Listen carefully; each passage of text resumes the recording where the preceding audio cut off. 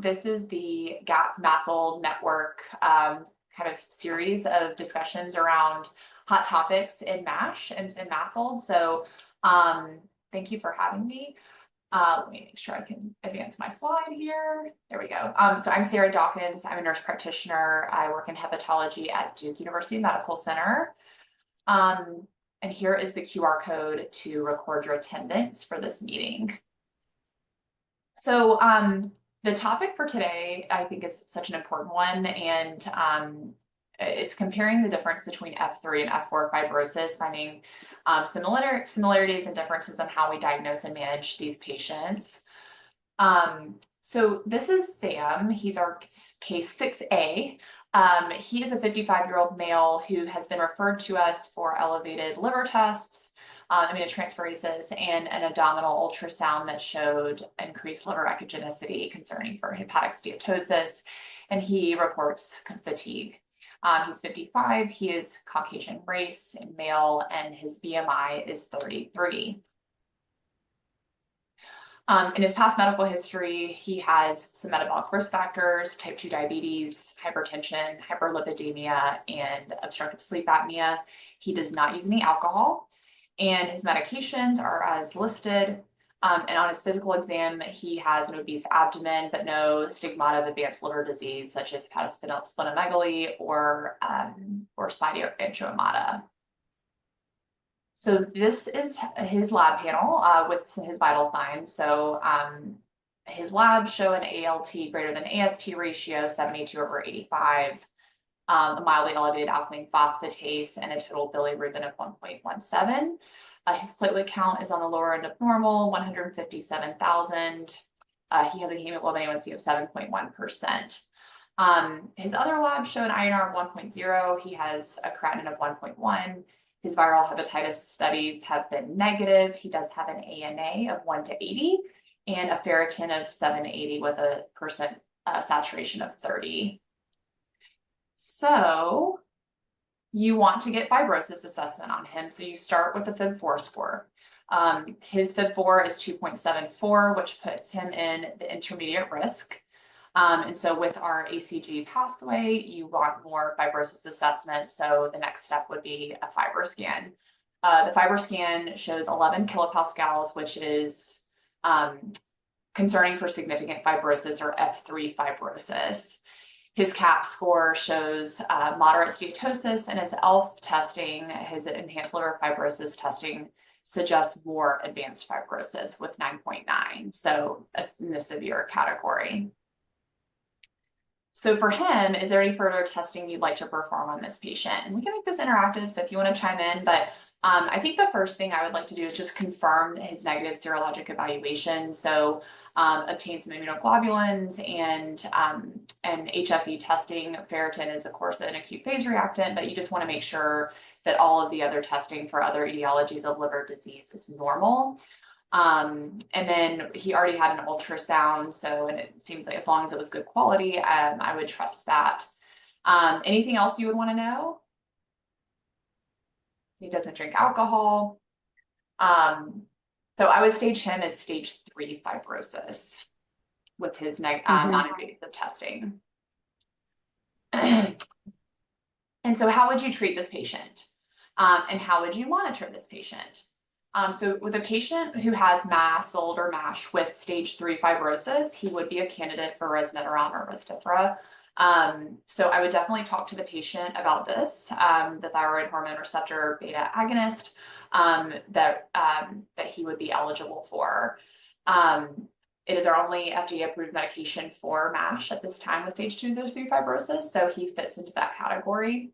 And I would also talk to them about lifestyle modifications. I mean, I think this is so important, and other topics within this educational series have hit on this, but I think sometimes we get really fatigued talking about lifestyle modifications, diet, exercise, weight loss, but it is so important, and along with the other therapies listed there, to talk about those things. So really talking about good control of his metabolic risk factors, his diabetes, his high blood pressure, his cholesterol, and then talking about weight loss and giving him a weight loss goal of 10% of his body weight. And like we talked before, giving a concrete goal of, I can't remember exactly what his weight was, but just giving that actual number of a goal. You could consider GLP-1 therapy or medical weight loss. And so we know that a 10% reduction in his weight can help reduce hepatic fibrosis and help resolve MASH. So definitely he should talk to his provider about if he's a candidate for GLP-1 therapy.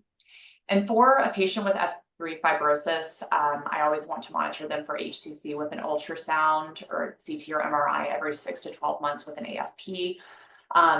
And also just making sure his vaccinations are up to date. He's vaccinated against hepatitis A and B, and then, flu vaccine, et cetera. So that would be my management for a patient with stage 3 hepatic fibrosis. Anything else to add or any questions about that before I move to the next patient? Okay, so I guess one question, I guess, and it might be outside of the spectrum of the talk, but so with F3, if you're doing the HCC screening, do you do variceal screening as well? I don't. Patients with F3 typically don't develop clinically significant portal hypertension, but it's something if their platelets started to drop, that might be a case to do variceal screening. Okay. And also his FibroScan being less than 20 kilopascals, he wouldn't qualify for esophageal variceal surveillance. That with the platelet count greater than 150. So really good question. But something that I think as they come back to clinic, as if I'm seeing their platelet count drop or anything else that would be concerning for advancing fibrosis, then we would talk about the esophageal variceal surveillance. Okay. Great point.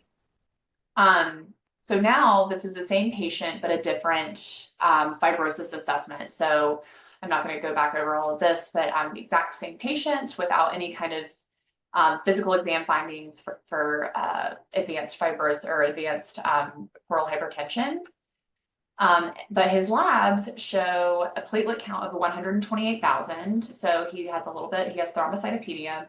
And then his total bilirubin is 1.4. Same serologic workup as well. So same patient, different non-invasive testing score. So he has a FIB4 of 3.36, which puts him in that high risk category. So he has that high risk for having advanced fibrosis or cirrhosis. His FibroScan shows a kilopascal of 21, so definitely in that advanced fibrosis F4 category. And then his CAP score shows 245. It's 245, which is no or mild steatosis. And then his ELF score is also high at 11.4, which is concerning for cirrhosis. So further testing for this patient, same with the other, making sure we're rolling out other types of liver injury and making sure he has good imaging and then there's no alcohol use. But I would stage this patient as stage 4. Stage 4 fibrosis, especially with all of his non-invasive testing and his thrombocytopenia is definitely concerning for more portal hypertension. So the same questions. How would you treat this patient and how do you monitor? So unfortunately, he is not a candidate for Resmetirom therapy given his stage 4 fibrosis. It's only indicated for stage 2 and 3. So really lifestyle modifications are so important for him. So we're talking about the Mediterranean diet, physical activity, and gradual weight loss. Because he does have cirrhosis and more advanced fibrosis, I would definitely do HCC surveillance with ultrasound, CT, or MRI every 6 to 12 months. I tend to lean towards every 6 months, and that's our practice with AFP. And then he does need esophageal variceal surveillance because of his low platelet count and his FibroScan score over 20, which makes us concerned for clinically significant portal hypertension. So either with an EGD or if they may be a candidate for a non-selective beta blocker for prophylaxis as well with carvedilol. So different management, but a lot of similarities as well with the advanced fibrosis. So just comparing the two patients. So they both have, very similar physical exams. They have very similar blood work to a sense, same metabolic profile, but it's the non-invasive testing that really gives it away here.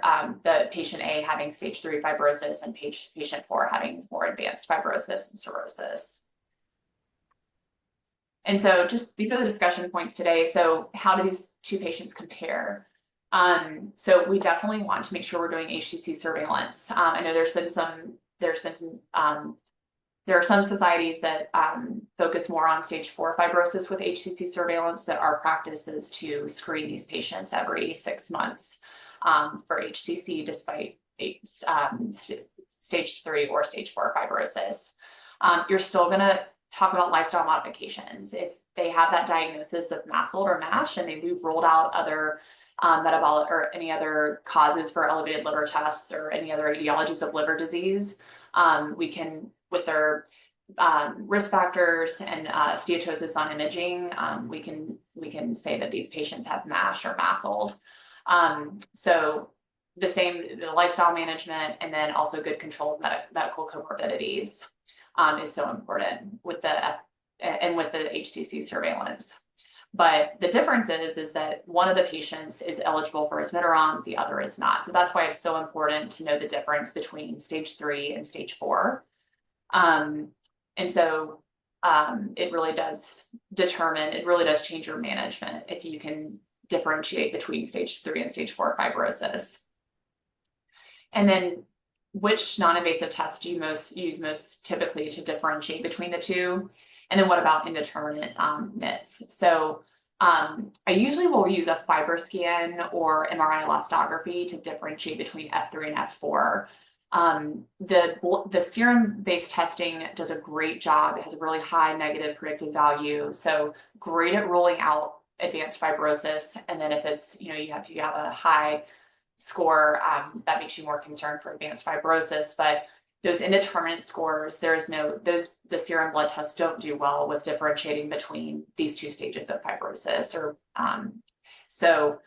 With the indeterminate NITs or discordant results, if it's an indeterminate serum test, I'll move to an imaging based modality like MRI or a FibroScan.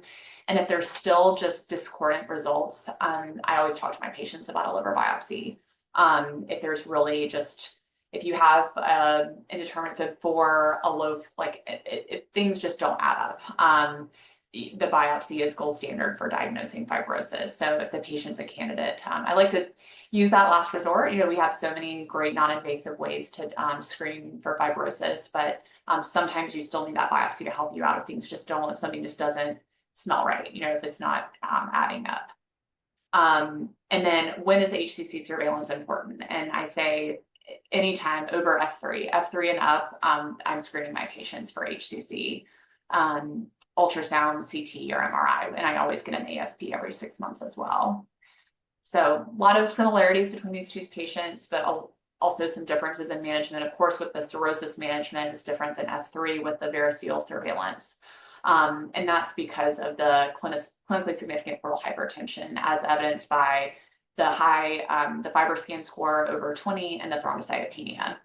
Now, if a patient has F4 fibrosis but has a FibroScan less, like if it's 18 and their platelet count are normal, then the risk for clinically significant portal hypertension is much lower. And so they don't necessarily need that the EGD for screening for varices. I've talked a lot. I want to give an opportunity to answer any questions or comments on or about how these two patients are different or similar, and how we use non-invasive testing to help guide our decision-making for treatment.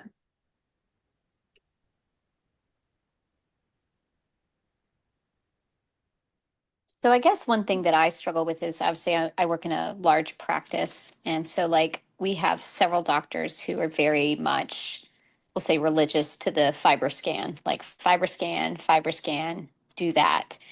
And then, so I'm always a little bit unclear on who is the best patient, I guess, to do the labs on, like the FibroSure or the Fib4. Obviously, I just kind of mostly seem to base it on, obviously, what I already have presented in front of me, given what their clinical picture is. If I have any previous blood work, if I really have that high clinical concern, I do the FibroScan. And then obviously if that's showing high degrees, then have the discussion like you talked about. But I guess, is that how you gauge when to do it? Or do you typically just first start with something like the FibroSure Fib4 first? I usually do the Fib4 first, just it's already obtained with a CBC and a hepatic function panel. So it's not a send out lab. I can usually get the results right away. We have a Dockphrase in Epic that it just populates the Fib4. And anybody with an indeterminate result gets the next stage, whether it be a FibroScan or MRI. I understand that limitations of MRI can be costly and just accessibility, like we only have one MRI elastography location at Duke because it's and so I can imagine outside of where I live, you know, if it's more a community setting or a rural setting, then that's not going to be feasible for a lot of patients. But I usually do start with the Fib4. I will say, you know, there are some limitations to the Fib4 if a patient has a hematologic disorder causing low platelets, or if they're older. So if they're older than age 65, the Fib4 is not validated, and or under 35. So younger than 35 or older than 65. So if I'm sometimes I'll still do the Fib4, but if it's I usually will get to an additional fibrosis assessment if it's someone outside of that age window. Does that make sense? Did I answer the question? Yes. Yeah. Yeah. And then FibroScan, I think also just kind of using your clinical judgment as well. If it's a patient who, I know that the patients here are not drinking alcohol, but if there's any like heavy alcohol use, of course, that's going to overestimate fibrosis. If there's any evidence of right-sided heart failure, any kind of risk for hepatic congestion, that can elevate the FibroScan as well. So every patient's different. So just use your clinical judgment as far as interpreting all these non-invasive testing modalities. Okay. Yeah. But I think for this talk, I think staging between F3 and F4 can sometimes be tricky. And so sometimes like if the FibroScan is really borderline, you know, between F2 and F3, you know, I talk to patients about HCC screening. You know, sometimes we need an extra modality to kind of differentiate between those two stages. And how often do you consider do the liver biopsy with your patients that have F3 or F4? Not very much, honestly. I mean, I think the main times I do liver biopsy are if I want to rule out an additional cause of liver injury. So if I'm concerned if there's autoimmune disease or anything else that would change my treatment plan, or just treatment decision, you know, if it's a patient who's undergoing a kidney transplant evaluation or in need of a kidney transplant, sometimes I'll get a transjugular liver biopsy to make sure if they have an elevated FibroScan score, just to get to differentiate to see, do they have portal hypertension, do they have advanced fibrosis, do they need an additional organ with the liver when they're transplanted. But I don't order liver biopsies a lot anymore. It's unless they have elevated liver tests that I'm concerned that something else is going on. Okay. I do lean on elastography sometimes for patients who are obese. It can affect the quality of the FibroScan. There's not really a BMI that says, you know, there's not like a BMI limit that we have, but I just noticed that sometimes when I perform FibroScan, just it's harder to get some scores, and it can kind of affect the score. So if I'm really struggling with the FibroScan or really struggling to get adequate readings, I'll let the ordering provider know, and they can either consider a biopsy or MRI elastography. Okay. Do you have access to MRI elastography, Denise? Like, how easy is it for your patients? So it's not something we were doing often. We rarely ordered it, and I think it was a combination of our doctors most certainly preferred VelaCure and the FibroScan. We had the VelaCure in our office, so Oh, obviously wow. there was the convenience factor there. Um, but we did have radiology here that did MR elastography, but with the current acquisitions with the hospital, we recently lost our radiology group here in the area, so we now have a new one. So I don't know if that is still something that will be offered here in the area. So Yeah. I really order FibroScan is kind of my go-to. But like I said, sometimes I will get additional assessment if it's just not adding up, or if I have concern for something else going on in the liver. yeah. Yeah, like I ordered one on Um, today for a patient who I do want to assess fibrosis, but has metabolic risk factors, but then also has another autoimmune condition, just negative serologic markers that just very anxious patient about having a concomitant autoimmune liver disease. So that will help stage fibrosis and confirm MASH or an additional diagnosis. So